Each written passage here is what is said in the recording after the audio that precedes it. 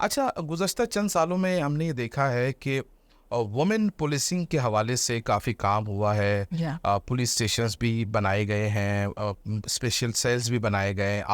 या आपकी जो रिसेंट अभी जो आप आईजीपी है, इस हवाले से भी अंदाज़ा होता है कि काफ़ी फ़र्क लाया जा रहा है और उस तरफ तवज्जो मरकूज़ की जा रही है। लेकिन इन तमाम एफ़र्ट्स के बावजूद आपको लगता है कि वो अहदाफ़ अचीव हो पा रहे हैं? आपको लगता है कि ख़ुसूसी तौर पे जो ख़वातीन से मुंसलिक जो क्राइम है, उसमें कोई कमी आ रही है या उस हवाले से कोई सद्भाव हो पा रहा है? Well there are two school of thought. मैं वन बाय वन आपसे दोनों डिस्कस करूंगी।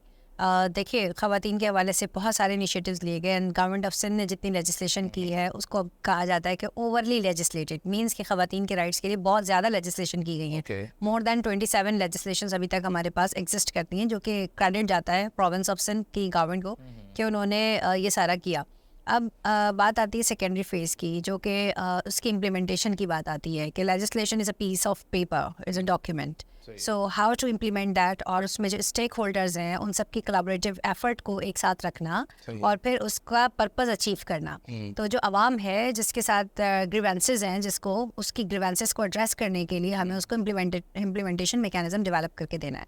अब पुलिस जो है वो पावरफुल रोल अदा करती है कि वो किस तरह से उसको इम्प्लीमेंट करेगी। अब यहाँ पे चैलेंजेस आते हैं ग्रास रूट लेवल पर कि डिफरेंट डिपार्टमेंट्स को जो है वो गेयर अप करना और उनको साथ लेके चलना, और फिर आवाम को ये नहीं पता है कौन कैसे काम कर रहा है या नहीं कर रहा है। उसको जस्टिस चाहिए, उसको सही। रिलीफ चाहिए कि उसका जो इशू है वो रिड्रेस हो जाए। So that's a very important point.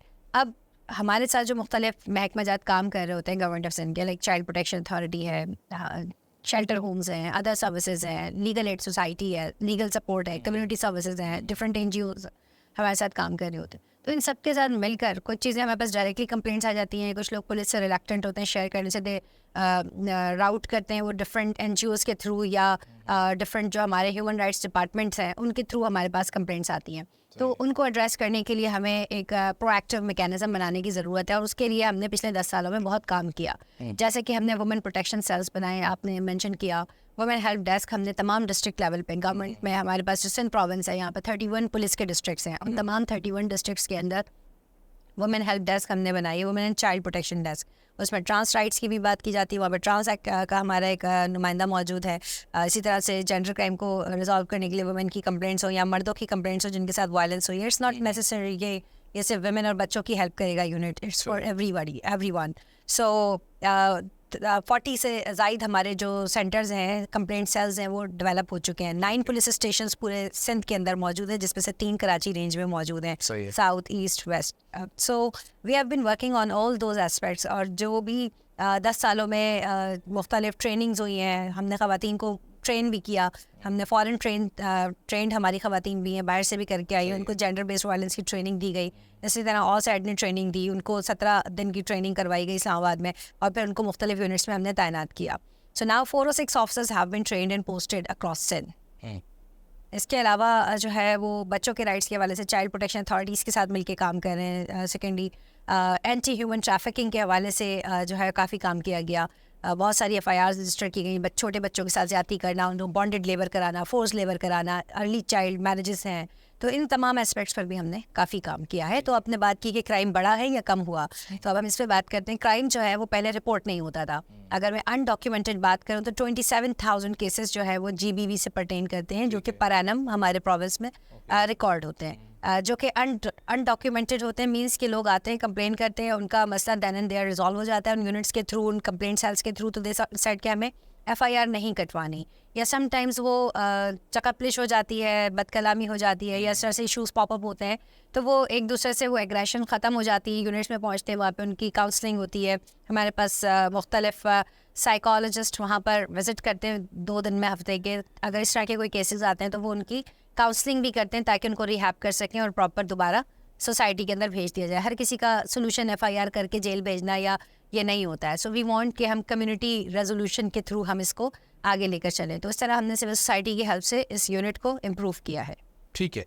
अच्छा, एक और सवाल ये बनता है कि जब आपकी पोस्टिंग हुई होगी बतौर जब पुलिस फोर्स ज्वाइन की, तो कभी ऐसा लगा कि सीनियर पुलिस अफसरान ने जो है मतलब उसको हौसला अफजाई के बजाय सोचा हो कि आपको कोई ऐसी पोस्टिंग ना मिले जिसमें आपको कमांड करनी पड़े, शायद आप खातून हैं, शायद आप कमांड ना कर सकें, कुछ इस तरीके का भी आपको तासुर मिला जब आपकी पोस्टिंग हुई? और अभी वेल ये हर एक औरत को देख के शायद यही तासुर दिया जाता है, not to speak of myself, कि जी मुझे देख के दिया गया हो। क्योंकि है तो police service is the command, लेकिन CSS करने के बाद आपकी मैंडेटरी असाइनमेंट्स होती है, you have to be SDPO, आपने बीइंग SDPO स्टार्ट करना होता है before promotion to the next grade. ठीक है। तो वो एक समझ लें कि अल्टीमेटली रिक्वायरमेंट होती है, तो उसके ऊपर दे हैव टू पोस्ट, जो सीनियर कमांड है वो पोस्ट करते हैं, चाहे वो कोई खातून SDPO हो, ASP हो, या वो मर्द हो, CSS करके आता है, इट्स अ मैंडेटरी।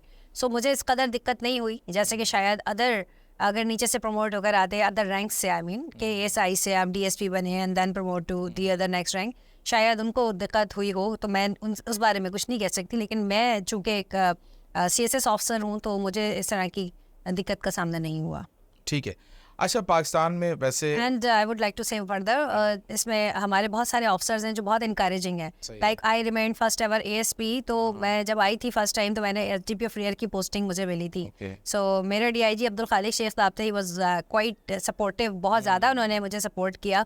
और जाहिर सी बात है, आप जब नए आते हैं फील्ड में आपको इतना नहीं पता होता है, ख्वाह वो मर्द हो या औरत हो, जब आपकी फर्स्ट असाइनमेंट होती है, so you learn so many things.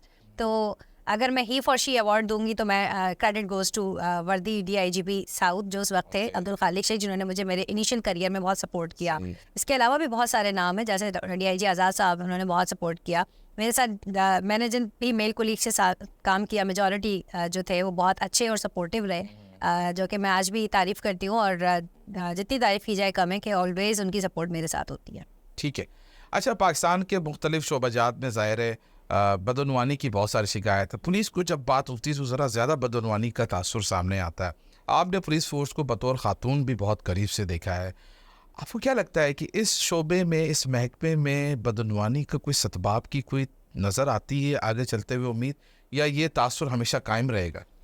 देखिए, इमेज ब्रेकिंग और इमेज मेकिंग, इमेज बिल्डिंग की अगर हम बात करें तो ये डिपेंड करता है कि आप कैसा काम करें, अच्छा करें या बुरा करें। लेकिन पुलिस के अंदर ये थोड़ा सा डिफरेंट है। हर डिपार्टमेंट में आप कुछ अच्छा करेंगे आपको चेंज नज़र आएगा, लेकिन पुलिस के अंदर अगर आप जितना भी अच्छा कर लेंगे, अगर एक सिपाही रैंक के कांस्टेबल ने भी कोई गलत हरकत कर दी, 10 रुपये भी किसी बाइक वाले से रोक कर ले लिया, सो अल्टीमेटली पूरी इमेज जो है वो ऑर्गेनाइजेशन की शटर हो जाती है। सो एक बंदे से ही वो सारी जितना कुछ आपने एफर्ट्स किया, सब कुछ किया, तो आई थिंक कि हमें अपने लेंस को चेंज करने की ज़रूरत है। अगर जो लोग अच्छा काम कर रहे हैं उसको अप्रिशिएट करने की ज़रूरत है, और जो अगर बुरा कर रहे हैं तो हम उसको कंडेम करें, उसको सज़ा जज़ा दें। और जितना सज़ा जज़ा हमारे पुलिस के महकमे में मिलती, शायद ही हमारे पूरे पाकिस्तान के किसी महकमे में, किसी और डिपार्टमेंट में लोगों को मिलती हो। क्योंकि अगर हमारा एक सिपाही 30 रुपये की करप्शन, मैंने एक इंक्वायरी की थी, I don't mention the place and area और वो सारा चीज़ें, बंदों के नाम, तो उसमें एक इंक्वायरी की थी, उसने 200 रुपये लिए थे और उसके 6 साल से वो डिसमिस था, और उसके बीवी बच्चों की तालीम सारी मुतासिर हो गई थी, यानी had to face so many troubles, और फिर सर्विसेज ट्रिब्यूनल में जाके वो 6 साल के बाद जाकर के बहाल हुआ, बहुत दिक्कत के साथ। अच्छा। तो लाइक 200 रुपीज़ की करप्शन उसने रोक कर ले ली थी सिपाहियों से, वो चेकिंग के दौरान, और सिपाहियों ने बाइक राइडर्स से, सो उसकी उसको इतनी सज़ा भुगतनी पड़ी। मतलब अगर आप वैसे देखें, सैनिटी के साथ अपना माइंड अप्लाई करें, तो अगर 200 रुपये किसी ने लिया, उसकी सज़ा कितनी होनी चाहिए? 10 दिन, जायज़ पर लेकिन उसने 6 साल सफ़र किया, एंड ही रिमेन डायबिटिक, उसको स्ट्रेस इतना हुआ, इतना सारी चीज़ें उसने सफ़र की, उसके बच्चों की 5 या 6 उसके बच्चे थे, उनकी सारी एजुकेशन चली गई, सैलरी स्टॉप हो गई, आप been dismiss from service, once you are dismiss तो आप किसी और महकमे में अपॉइंट भी नहीं हो सकते। तो इसने इतनी ज़्यादा उसकी सज़ा भुगती। तो कहने का मकसद ये है कि पुलिस के अंदर जितना ज़्यादा स्ट्रॉन्ग मैकेनिज्म है डिसिप्लिनरी प्रोसीडिंग्स का, शायद ही किसी और महकमे में इतनी सज़ा मिलती है इतनी छोटी छोटी बातों पर।